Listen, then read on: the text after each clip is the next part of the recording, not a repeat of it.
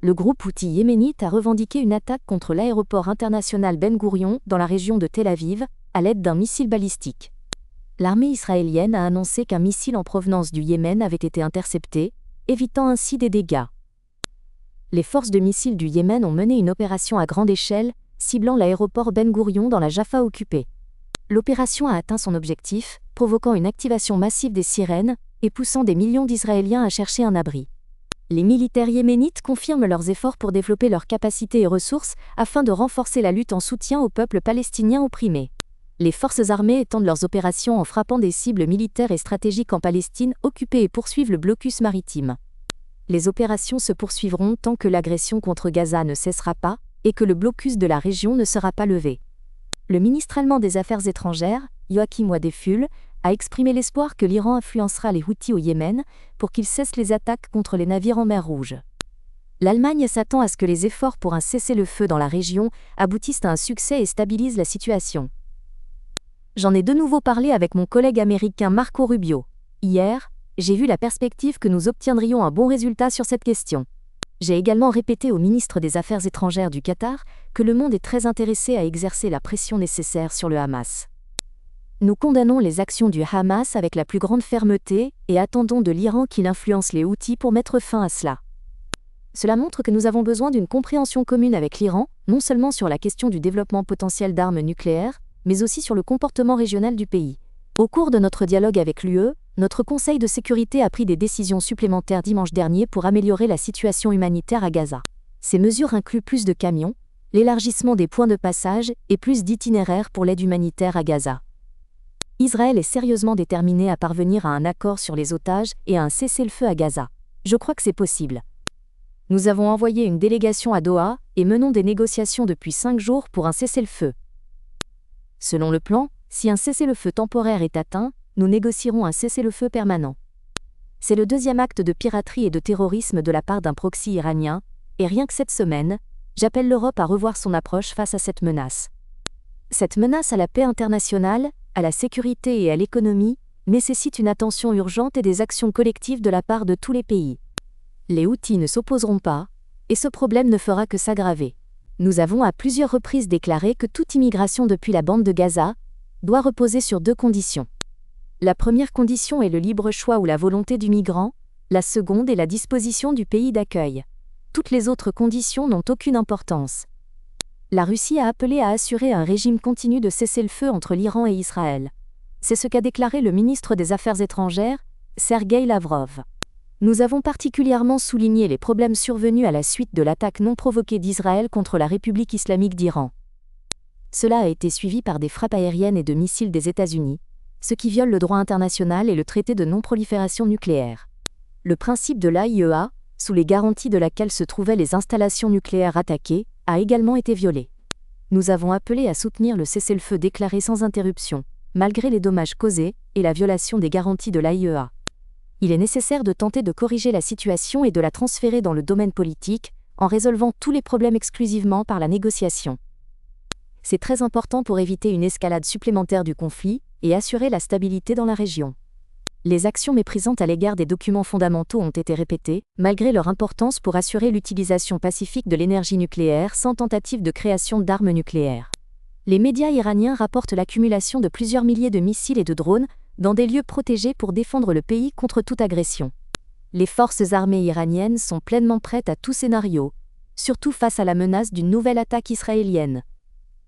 Le conseiller militaire principal du leader de la révolution islamique, Ali Khamenei, a déclaré que les unités militaires clés n'ont pas été mobilisées. L'armée n'a pas utilisé tout son potentiel pour repousser les attaques israéliennes, gardant des forces en réserve en cas d'escalade. Nous avons produit plusieurs milliers de missiles et de drones, et leur remplacement est sûr, a déclaré le conseiller, soulignant la fiabilité du stockage des armes. L'énergie nucléaire pacifique et la production de missiles sont les résultats du savoir-faire et de la science nationaux, qui ne peuvent être détruits. Raïm Safavi a qualifié le premier ministre israélien de criminel malveillant ayant tué des milliers de personnes à Gaza et en Iran. Malgré les tentatives, Netanyahou n'a pas atteint tous ses objectifs, car la République islamique est restée inébranlable. Le peuple ne s'est pas dispersé malgré les pertes subies. Nous avons également infligé des dégâts aux Israéliens en réponse à leurs actions. La situation reste tendue. Le guide suprême d'Iran, Ali Khamenei, a été conduit avec sa famille par les services de sécurité dans un bunker souterrain à Lavizan, dans le district nord-est de Téhéran. Israël a commencé à frapper dans le cadre de l'opération Peuple. Le leader iranien était absent de la scène publique pendant plus de 25 jours avant ces événements. Des milliers de Yéménites se sont rassemblés à Sanaa vendredi pour exprimer leur solidarité avec les Palestiniens de Gaza. Des manifestations ont lieu chaque semaine dans la capitale yéménite. Depuis le début de la guerre à Gaza en octobre 2023, les Houthis soutenus par l'Iran bombardent Israël et les voies maritimes de la mer Rouge. Ces actions perturbent le commerce mondial et sont qualifiées par les Houthis d'actes de solidarité avec les Palestiniens. Le conflit affecte les routes commerciales internationales. Nous sommes ici aujourd'hui pour soutenir les opérations de nos forces armées, drones et forces navales, ciblant les navires tentant de briser le blocus. Nous déclarons que les navires n'atteindront pas les ports israéliens, tant que le blocus de Gaza ne sera pas totalement levé et que l'agression ne cessera pas. Aujourd'hui, nous sommes venus en ce lieu de force et de résilience pour soutenir le peuple palestinien.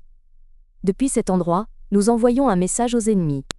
Le message est adressé aux ennemis, l'Amérique et Israël, exprimant la détermination et le soutien au peuple palestinien. Nous leur disons que la Palestine est notre combat, et nous ne nous arrêterons pas tant que vous ne mettrez pas fin à cette guerre criminelle et à l'agression à Gaza.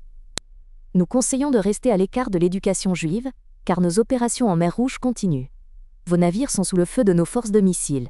On a demandé au président américain Donald Trump à propos des frappes nocturnes de la Russie en Ukraine. Il a répondu que quelque chose allait se passer et que nous le verrions. Donald Trump a dit cela lors d'une conversation avec des journalistes, puis il est parti pour l'État du Texas. Il a déclaré « Allons-y, je suis là. Peu importe quelle est la troisième. Nous allons au Texas. Certains d'entre vous viendront avec nous. » C'est une chose terrible à croire.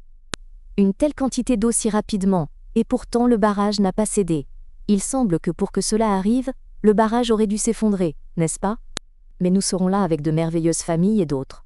Le gouverneur, tout le monde sera là. Peut-être qu'à un moment donné, on parlera avec lui. Pas maintenant. Le président Bolsonaro est traité de manière extrêmement injuste. C'est une bonne personne, je le connais bien, j'ai négocié avec lui. Je veux dire que cet homme était très honnête et aimait le peuple brésilien. Il était difficile de négocier avec lui. Il était très dur dans les négociations. Pour être honnête, je ne l'aimais pas beaucoup, car il était toujours très ferme dans les négociations. Mais son honnêteté était indéniable. Je sais bien qui est honnête et qui est un escroc. Voyons ce qui va se passer ensuite. Ce message a été envoyé hier, ils ont déjà appelé, je pense qu'ils ont accepté. Tout se passe assez bien, mais nous devons continuer à travailler, alors voyons comment cela évoluera par la suite. Pendant ce temps, on suit attentivement ce qui se passe dans la maternité en Ukraine.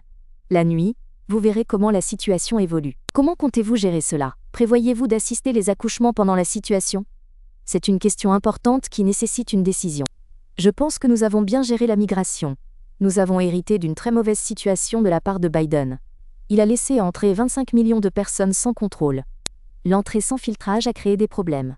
Nous expulsions rapidement et efficacement les criminels, le tribunal a finalement pris la bonne décision.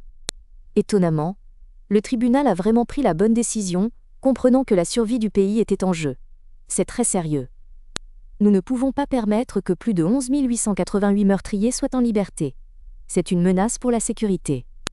De plus, quelque chose d'important que vous auriez dû signaler, mais que vous n'avez pas fait. 300 000 enfants ont disparu sous Biden. Nous avons déjà récupéré 10 000 de ces enfants, et prévoyons d'en récupérer beaucoup plus pour réparer cette tragédie. Nous les ramenons par milliers, mais 300 000 est un grand nombre. Ce matin, nous avons déjà récupéré plus de 10 000. La question est, quel est votre conseil aux pays du monde? À la veille de l'introduction de nouveaux tarifs, je pense qu'il faut simplement continuer à travailler dur. Nous avons été exploités pendant des décennies par d'autres pays, amis comme ennemis. Et, honnêtement, les amis, dans certains cas, ils étaient pires que des ennemis.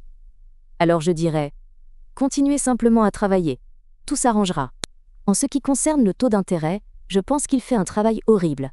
Je crois que le taux devrait être 3 points plus bas. Cela coûte énormément d'argent à notre pays. Nous devons être numéro 1, et nous ne le sommes pas. Et tout cela à cause de lui. Maintenant, si on parle du taux d'intérêt, nous sommes numéro 1 dans le monde. Écoutez, je vais le dire simplement. Il y a 1 an, notre pays était mort. Nous n'avancions pas, seulement vers le bas. Le monde entier se moquait de nous. Et maintenant, nous sommes le pays le plus chaud de la planète. Nous sommes numéro 1 partout. Partout. C'est tout ce dont on parle maintenant, de notre pays. Il y a 1 an, le pays était mort et maintenant il est le plus chaud du monde. Merci d'avoir été avec moi. Abonnez-vous à la chaîne un jour. Mettez un like pour ne pas manquer les nouvelles vidéos, abonnez-vous à la chaîne et cliquez sur la cloche. Ainsi, vous serez toujours au courant des nouvelles publications.